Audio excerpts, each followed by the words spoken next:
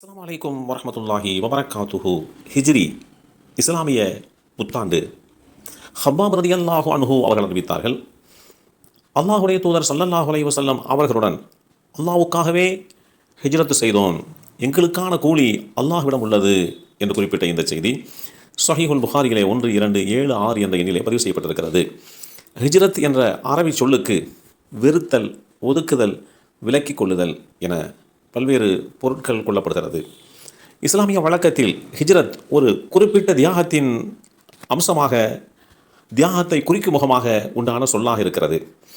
இஸ்லாமிய கொள்கையினை ஒரு ஊரில் அல்லது ஒரு நாட்டில் பின்பற்ற முடியாத சூழல் ஏற்படும் பொழுது கொண்ட கொள்கையை பாதுகாத்துக் கொள்வதற்காக பிறந்த மண், சொத்து, சுகம், சொந்தம், பந்தம் என அனைத்தையும் துறந்துவிட்டு இஸ்லாத்தினை கடைபிடிப்பதற்காக ஏதுவான இடத்திற்கு பயணிப்பதற்கு ஹிஜ்ரத் என்று சொல்லப்படும். மதீனாவுக்கு ஹிஜ்ரத் செய்யுமாறு அல்லாஹுவின் கட்டளை வந்ததும், நான் அல்லாஹுவின் தூதர் எனவே புறப்படுகிறேன் என்று புறப்பட்டு விடவில்லை. திட்டமிடாமலேயோ தனித்தோ யாருடைய உதவியையும் நாடாமலோ புறப்பட்டு விடவில்லை.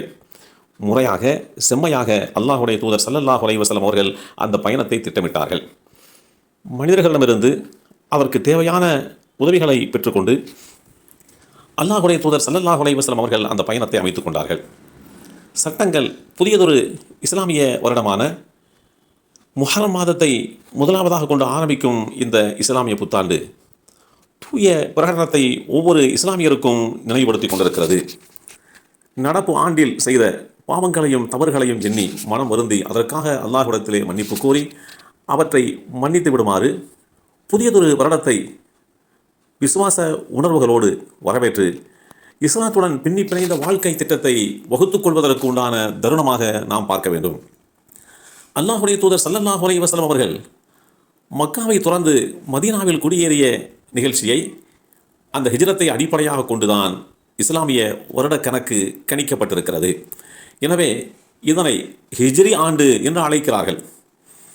அல்லாஹுடைய அருட்கொடையால் நாம் ஹிஜ்ரி 1446 நிறைவு செய்து விட்டதற்கு பின்பாக ஹிஜ்ரி 1447க்குள்ளே நுழைவதற்கு உண்டான தருணமாக இந்த தருணங்களை நாம் பார்க்க வேண்டும். இஸ்லாமிய நாட்காட்டி ஒரு தனித்துவமானது. பொதுவாக கிரிகோரியர் நாட்காட்டியை போல் இல்லாமல் இது சந்திர அமைப்பை பின்பற்றுகின்ற ஒரு நிலையில் உள்ளது. இது வழக்கமான மேற்கத்திய நாட்காட்டியை விட 11 முதல் 12 நாட்கள் குறைந்த நாட்களின் கணக்கை கொண்டது. மேலும் இஸ்லாமிய ஆண்டு அல்லாஹுடைய தூதர் ஸல்லல்லாஹு அலைஹி வஸல்லம் அவர்கள் மக்காவை துறந்து இடம்பெயர்ந்த அந்த நாளில் துவங்கும் முகமாக அமைக்கப்பட்டிருக்கிறது.